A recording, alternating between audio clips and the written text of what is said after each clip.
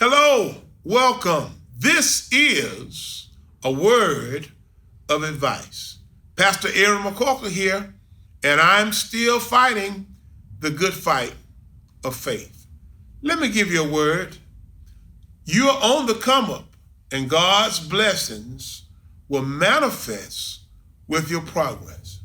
So don't you dare give up because you still feel more pain than relief. The 100-fold increase is on its way. For more information, check out Mark chapter 4, verse 8. Very happy to be with you today. Have a whole lot in store for you. Let's take a musical break. Call on the nephew. This is Eric James, and I'm still a servant. Listen, if you please.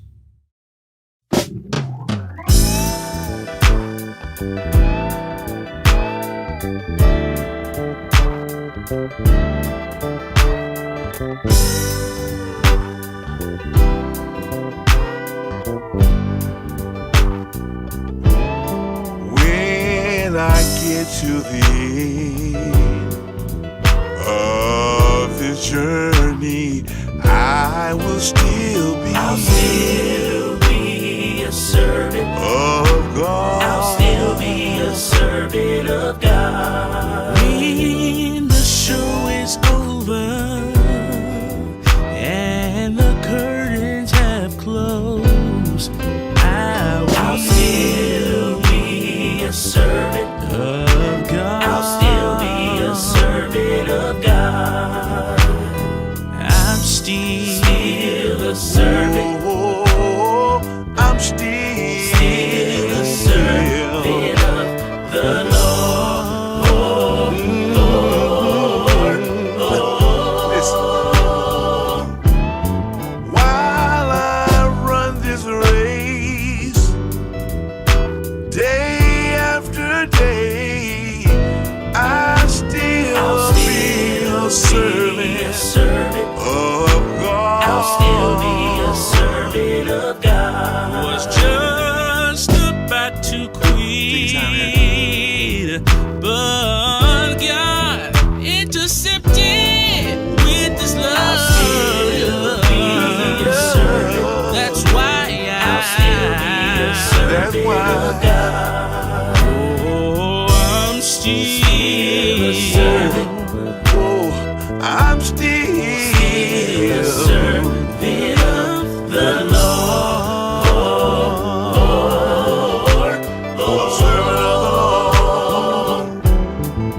John 12:26. I'm still a servant. Ain't reason anyone serve me. I'm still a servant. He must follow me.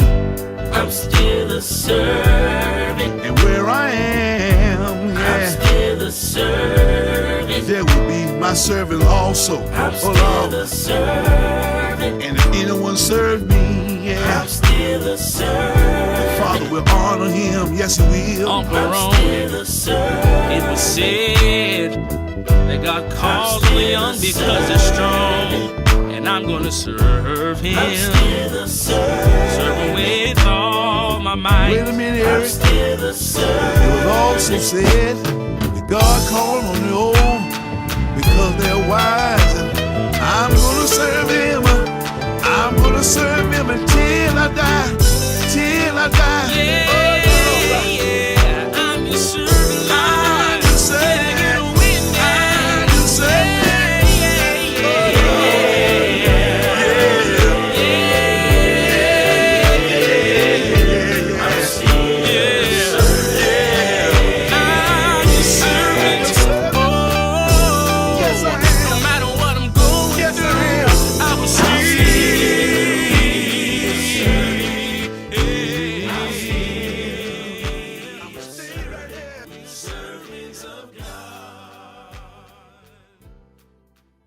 Thank you so much.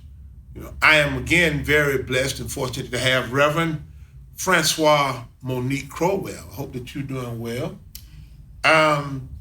Earlier in this video, I spoke of pressing on even when you still feel more pain their relief.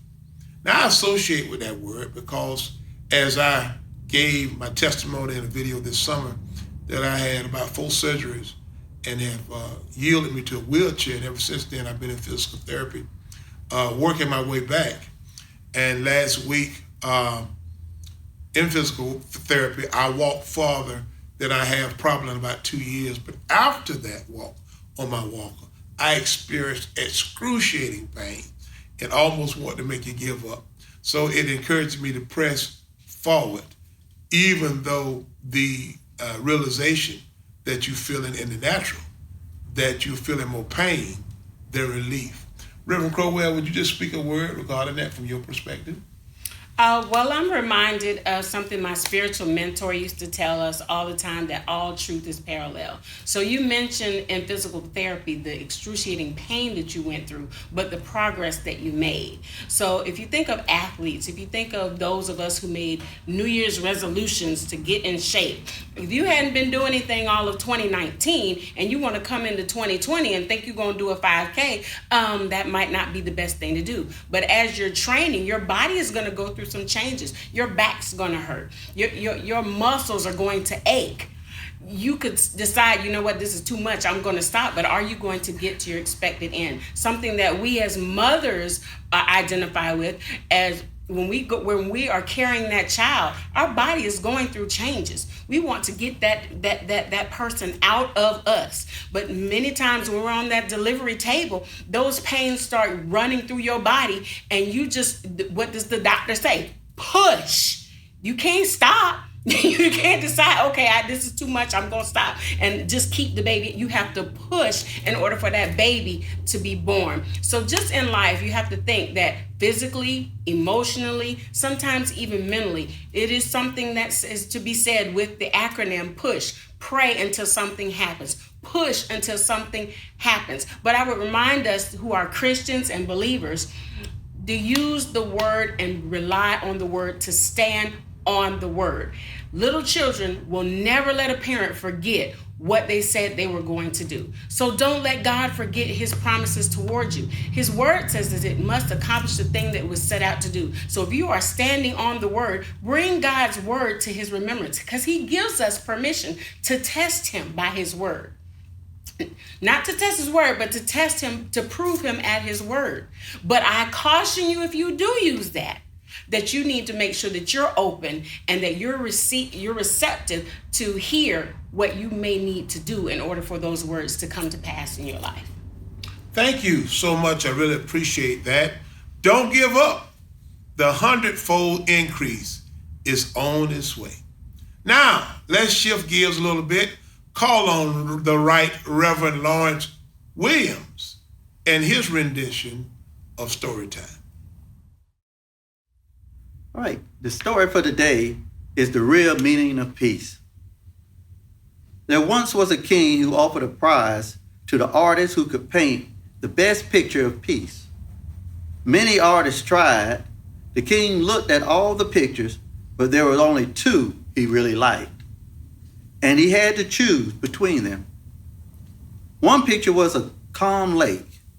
The lake was a perfect mirror of peaceful, towering mountains all around it. Ahead was a blue sky with fluffy white clouds. All who saw this picture thought it was a perfect picture of peace. The other picture had mountains too, but these were rugged and bare. Above was an angry sky from which rain fell and which lightning played. Down the side of the mountain tumbled a foaming waterfall. This did not look perfect or peaceful at all. But when the king looked closely, he saw behind the waterfall a tiny bush growing in a crack in the rock.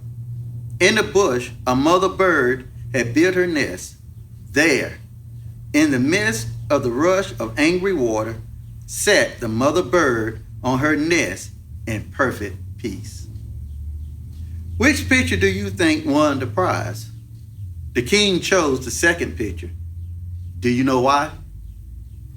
Well, because it's explained to the king, peace does not mean to be in a place where there is no noise, trouble, or hard work. Peace means to be in the midst of all those things and still be calm in your heart. That is the real meaning of peace. So just remember, keep Jesus in your heart, and you shall always have perfect peace. And now, let me speak a word about the fabulous one, First Lady Patricia McCorkle and her organization, Pat's Priority. You know, Miss Pat travels and searches and secures some of the best products and presents them for our benefit. Today, I would like to mention one of her star products, Real-Time Pain Relief. Real-Time Pain Relief delivers fast, targeted pain relief within minutes of application.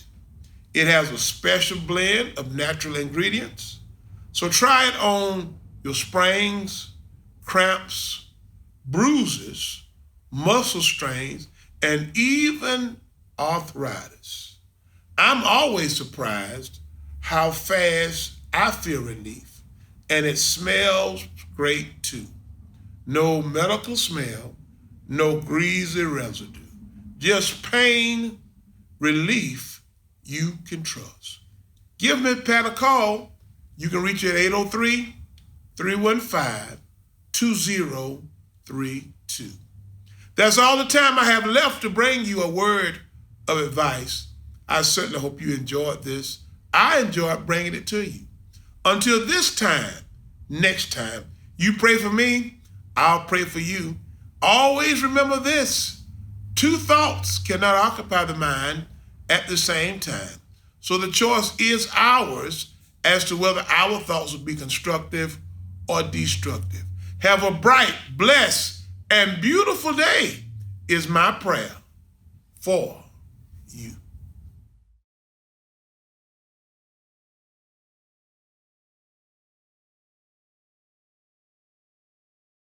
DNA Menswear, the upstate's premier upscale location for all your men's clothing needs at unmatched prices. With top name brands like Kariuchi, Verse 9, and Stevie Land, we'll ensure you walk out our door looking and feeling your best. DNA Menswear is conveniently located on Lawrence Road in Greenville. You're just a short trip away. We also specialize in group sales, proms, weddings, and more of life's special events. DNA Menswear, where we truly believe if you look good, you feel good. So come on in the room.